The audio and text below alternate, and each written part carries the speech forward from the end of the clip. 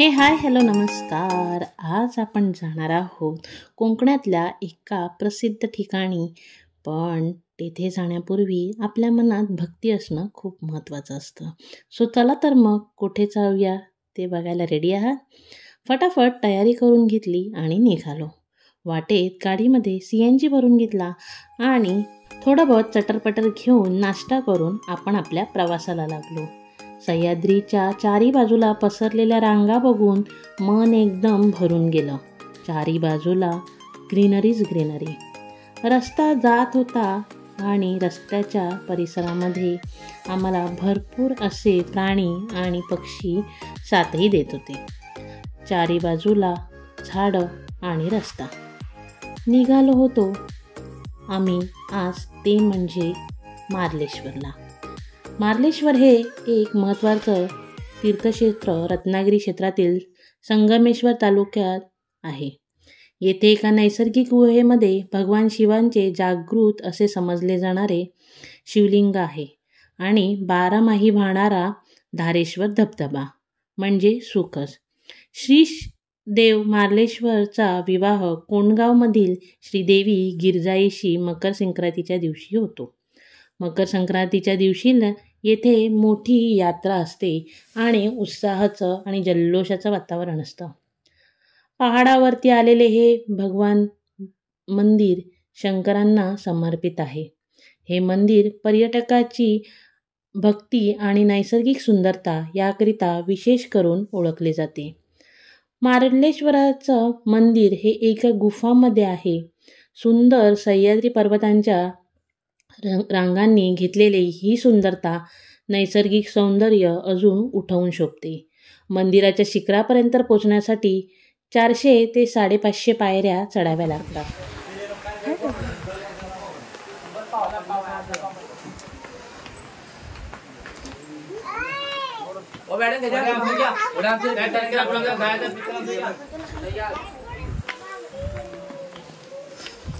पायऱ्यांलगत चढताना आजूबाजूला छोटी छोटी दुकानं दिसतात, जिथे इकडचं फेवरेट असतं कोकम सरबत, लिंबू सरबत, तसेच पाणी, छोट्या मुलांसाठी खेळणे अशी दुकानंही आहेत. तसेच गुफामध्ये प्रवेश करतो त्यावेळी मार्लेश्वराची पिंडी पाहावयास मिळते.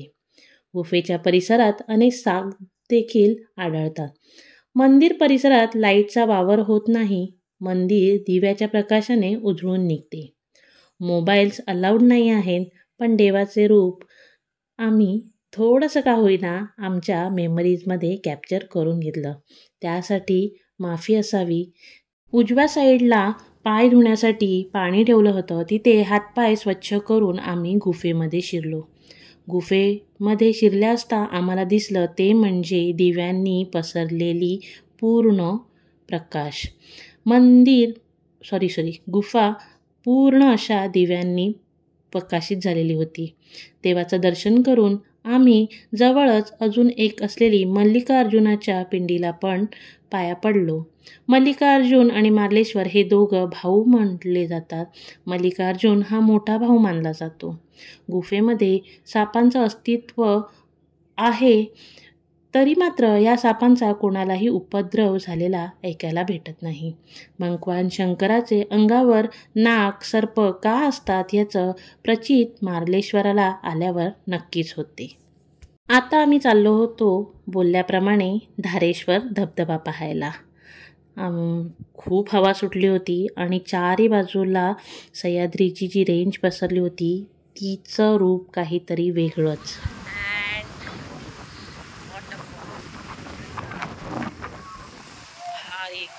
पावसाळ्यात नाही इथे खूप मजा येते. मस्त असे वॉटरफॉल्स असतात मोठे मोठे. आता सुट्टी आहे म्हणून थोडी गर्दी आहे, बट ते सुट्टी.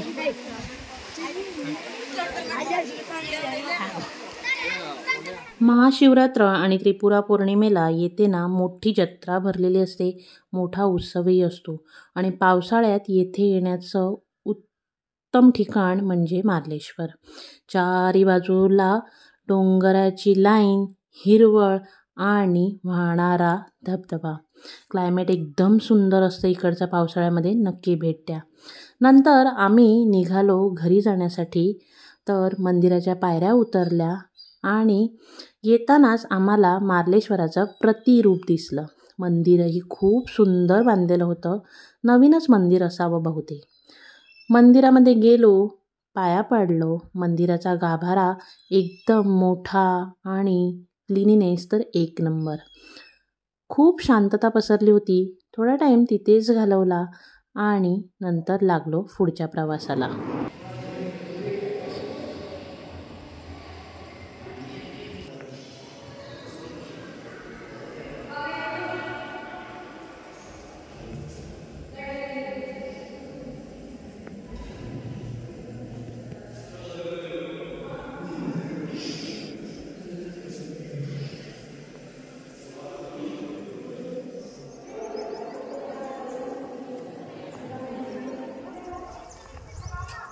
कोकणात आलं ना की एक वेगळीच रूढी परंपरा मंदिरापासून जपलेली दिसते. ती म्हणजे बांधकामांमध्ये.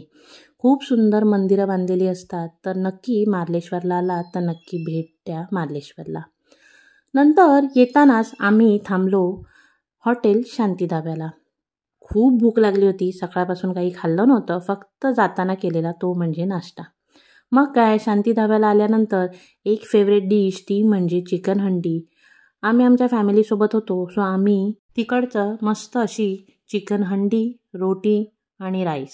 एक नंबर जेवण असतं, काहीही शंका नाही. खूप सुंदर जेवण होतं. मस्तपैकी ताट भरून घेतलं. शिवांशला सोबत भरवतच होती आणि त्यासोबत मीही जेवणावरती मस्त असा ताव मारला. हॉटेल शांती धाबा हे आम्हाला बाय रोड मुंबई गोवा हायवेला रत्नागिरीला असताना लागतं. सो तिकडे आम्ही जेवलो आणि आम्ही रत्नागिरीला आलो तर आम्ही येतेच जेवण प्रिफर करतो. संध्याकाळी नंतर शिवांचा हट्ट झाला की जायचं होतं समुद्रावरती. मग काय, महाराजांचा हट्ट पुरवायला नको. सो भर उन्हामध्ये आम्ही गेलो समुद्रावरती. समुद्रावरती एक चिटपाखरू पण नव्हतं. पक्ष्यांचा आवाज ऐकू येतो.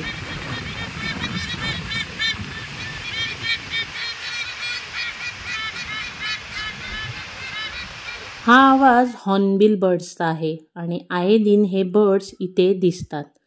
चारी बाजूला पूर्ण ऊन आणि त्याच्यामध्ये शिवांशी मस्ती. थोडा टाईम समुद्रावरतीच घालवला आणि तोपर्यंत झाला सनसेट एन्जॉय केला आणि घरी परतलो. अशाच व्हिडिओंसाठी सबस्क्राईब करायला विसरू नका. भेटूया पुन्हा एकदा. बाय.